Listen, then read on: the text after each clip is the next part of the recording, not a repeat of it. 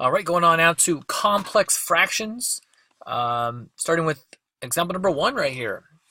Great. So basically, we have fractions and fractions, and it's almost like you know, usually fractions is not usually people's favorite. So we're like, oh, I'm going to put a fraction over a fraction. We're like, oh, thanks a lot, buddy. So, but we can make this so that you can understand this for sure. So basically, if you look at the numerator of this fraction, so the dark line will be our actual fraction bar. So we have a fraction on in the numerator and a fraction in the denominator. Okay, and that's why we call those complex fractions. Okay, and so basically, our first step is we want to simplify the numerator and the denominator so that they're basically just one fraction, which they already are. When we get to part B, we need to do some prep work here. We need to do step 1.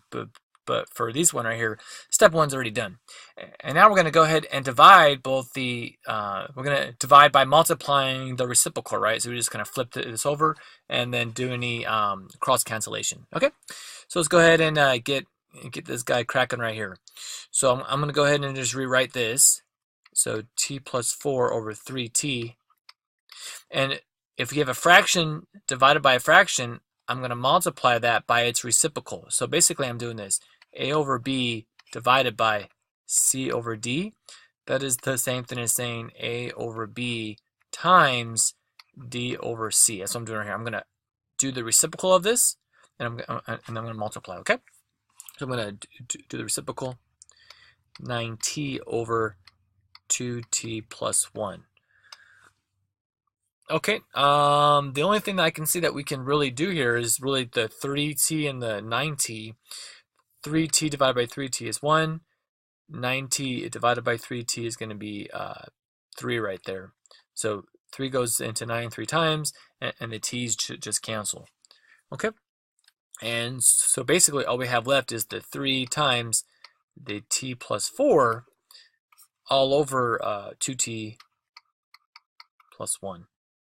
Okay. Going now over here to B. First, simplify the numerator and the denominator separately. And in other words, you can say that is you want to make it so that the numerator is just one fraction. And the denominator is just one fraction. That's going to make it so that we can do this step. And that's the only way that you do this step right here is when we have that already going. So let's go ahead and first work with the numerator right here. All right, so if we kind of look at this right here, if I want to have a common denominator, I want this to have a y on the bottom, right? So that means I have to multiply this top and bottom by y. Okay, and so now our new numerator becomes 5y minus 2. Okay, and that's all over y. And then here, same thing. If I want to put a y down here, I have to multiply top and bottom by y.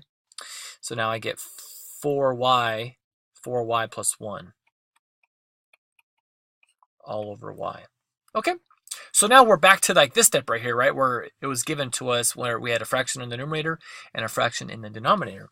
So now we're going to go ahead and do step 2 then, and that is to flip it and then multiply it. So 5y minus 2 over y times, and I'm going to do the reciprocal.